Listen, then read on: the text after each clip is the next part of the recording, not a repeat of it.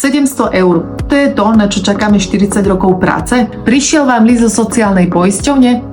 Dozvedeli ste sa v ňom predpokladanú výšku vášho dôchodku. Priemerný dôchodok na Slovensku je okolo 700 eur mesačne. To je to, čo dostanete po 40 rokoch práce. A teraz si povedzme úprimne, vy žijete z toho? Ukážem vám, čo urobili ľudia, ktorí si zabezpečili slušný dôchodok sami bez štátu a nie sú milionári. Zarábate priemernú mzdu a celý život platíte odvody? Výsledok? Štát vám pošle o polovicu menej toho, ako ste zarábali. Dnešných 700 eur ešte znie znášanlivo, ale odborníci varujú. O 20 rokov to bude len 25% priemernej mzdy. Prečo? Lebo pracujúcich bude menej a dôchodcov oveľa viac. Štát jednoducho nebude mať dosť peňazí. Čísla o tom hovoria jasne. Ľudia, ktorí to vyriešili sami, urobili jednu vec. Začali správne odkladať malú sumu peňazí pravidelne a dlhodobo.